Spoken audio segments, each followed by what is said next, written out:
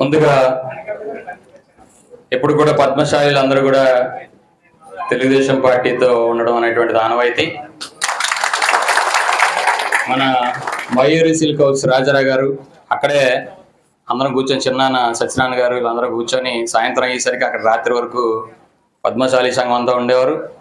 ఎప్పుడు ఎలక్షన్ వస్తే 3 కార్లు పెట్టుకొని మొత్తం నియోజకవర్గం అంతా తిరిగి అందరూ కూడా ప్రయత్నం చేసేవారు. అయితే ఈసారి భిన్నంగా బీజేపీ పార్టీ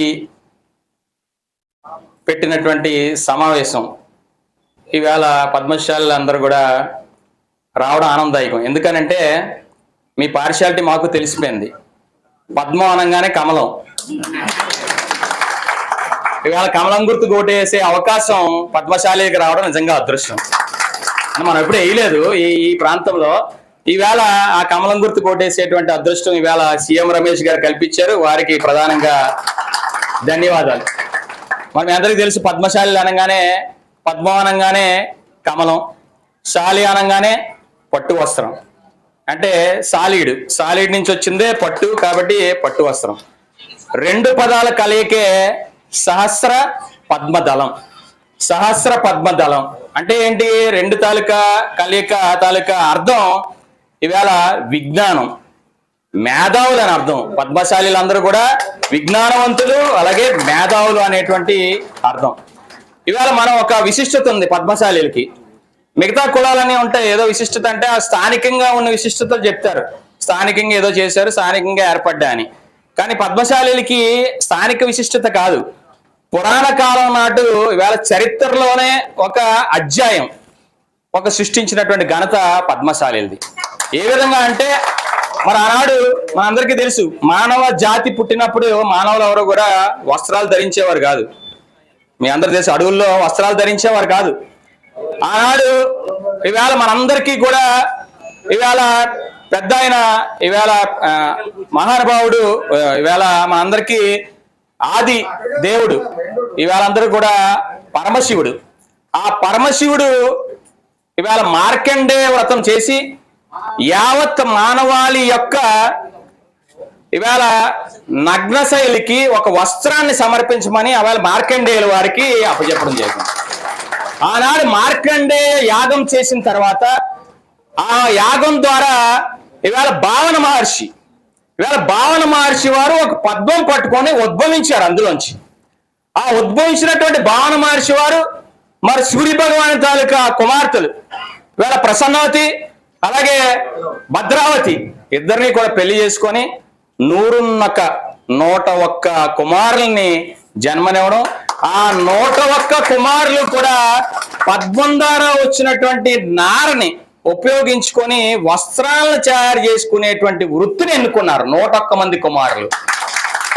అందుకనే మన గోత్రాలన్నీ కూడా 101 గోత్రాలు ఏర్పడ్డాయి. ఇంకొక గోత్రం కూడా చెప్తారు, మార్కండేయ గోత్రం అని కూడా.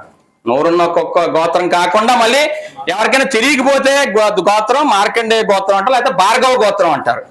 అటువంటి మహోన్నతమైన, అంటే మానవ జాతికి వస్త్రాల్ని పరిచయం చేసినటువంటి జాతి పద్మశాలీల తాలూకా జాతి. ఇది చరిత్ర. ఇవాళ మనం ఈ బట్టలు వేసుకుంటున్నాం అంటే మీ తాలూకా గొప్పతనం, పద్మశాలీలు అవేళ ఇచ్చినటువంటి గొప్పతనం.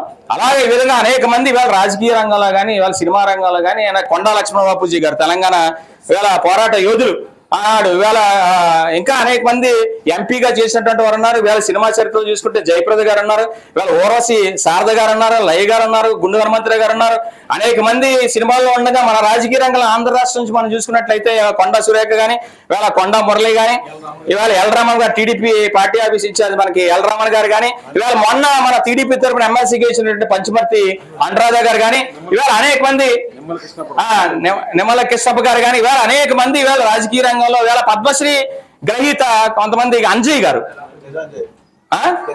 సజ అంజయ్ గారు ఇవాళ పద్మశ్రీ గ్రహీత. ఏంటి? దేనికి?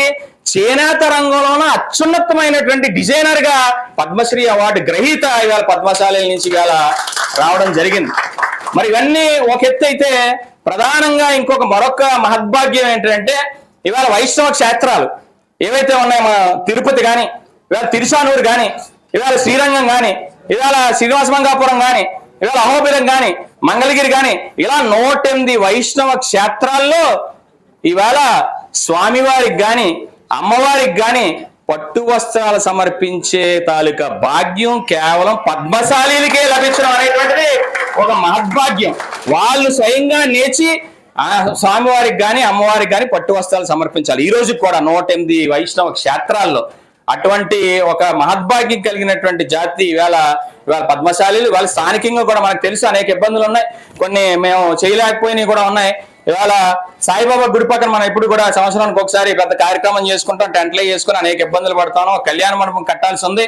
రమేష్ గారి తప్పకుండా రేపు ఎంపీ అయిన తర్వాత తప్పకుండా మీ అందరికీ ఆ కళ్యాణ మండపం తప్పకుండా శాంక్షన్ చేస్తారని మేము ఆయన తరఫున హామీ ఇస్తాను. అదేవిధంగా మరి ఇక్కడ ఎమ్మెల్యేగా కొనతాల రామకృష్ణ గారు గాజు గ్లాసు గుర్తు, అలాగే మీకు పద్మం గుర్తు మేము చెప్పక్కర్లేదు, ఎందుకంటే మిగతా గుర్తులు చెప్పాలి. కానీ ఈ పార్లమెంట్ నియోజకవర్గంలో పద్మశాలీలు అందరూ పద్మం గుర్తుకి వేయాల్సిందే. కాబట్టి ఆ విధంగా మీ అందరూ అత్యధిక మెజారిటీతో ఇవాళ సీఎం రమేష్ గారిని గెలిపించాల్సిందిగా. సీఎం రమేష్ గారి గురించి చెప్పాలి.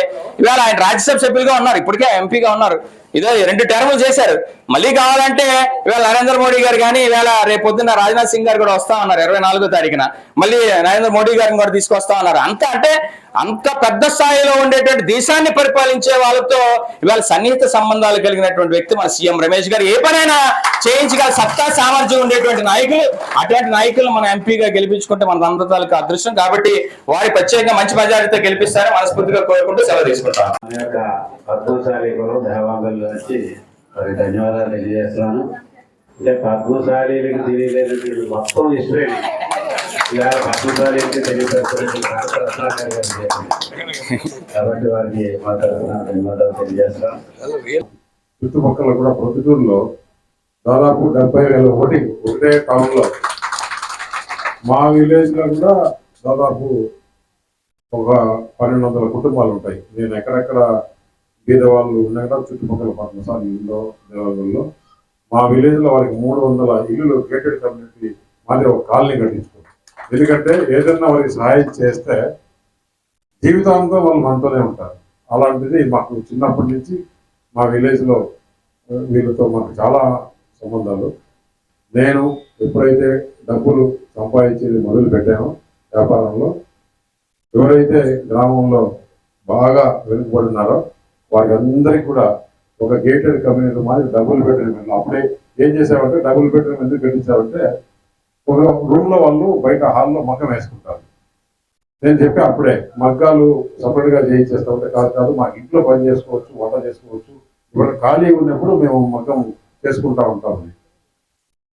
అట్లా చేస్తే కూడా మళ్ళీ పిల్లలు రావడము మళ్ళీ ఇంట్లో ఇబ్బందిగా ఉందని చెప్తే నేను ఒక 2 హాల్స్ పెద్ద హాల్స్ చేయించేసి బాగా వెళ్తురు లైటింగ్ ఫ్యాన్లు గీళ్ళు అన్ని పెట్టించేసి వాళ్ళకు మగ్గాలు చేసుకునేదానికి, అంటే దగ్గరలో జస్ట్ వాళ్ళకు ఏదైతే ఇంట్లో కాలనీ ఉందో ఆ కాలనీ దగ్గరలోనే ఒక హాల్ కట్టించేస్తే మగ్గాలు నేర్చుకుంటా చేసుకుంటారు. భారతదేశంలో ఏ స్కీమ్ వచ్చినా మొట్టమొదటిగా అనకాపల్లికి వచ్చే విధంగానే తీసుకొని వస్తాం. ఇక్కడ యువత చాలా ఇబ్బంది పడుతున్నారు, యువత ఎక్కువ ఉంది. పరిశ్రమలు రావాలి, పరిశ్రమలతో పాటు ఇప్పుడు పొల్యూషన్ కూడా ఎక్కువ ఉంది. ఆ పొల్యూషన్ కూడా ఏ విధంగా కంట్రోల్ చేయించాలి అనే దానిపైన ప్రణాళిక రూపొందించేసి ఇక్కడ అందరి ఆరోగ్యాలు కూడా బాగుండాలి.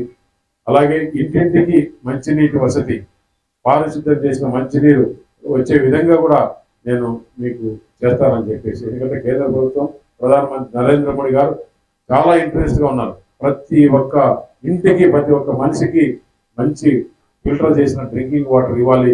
ఆ వాటర్ తీసుకుంటేనే వారి ఆరోగ్యం 75% బాగుపడుతుంది, దాని తర్వాత వాళ్ళ జీవనం మెరుగుపడుతుంది అనే ఉద్దేశంతో చాలా ఇన్ఫ్రాస్ట్రక్చర్ డెవలప్మెంట్, ఇక్కడ రోడ్ల పరిస్థితి చూస్తే చాలా అధ్వానంగా ఉంది. ఇవన్నీ కూడా చేసేదానికి నాకు ఒక అవకాశం ఇవ్వండి.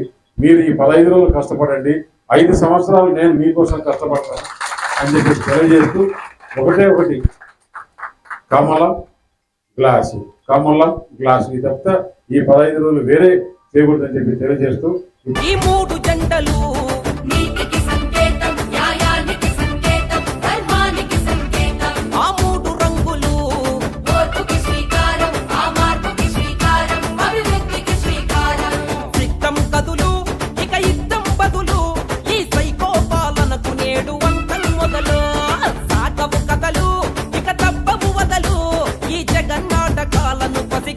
ప్రజలు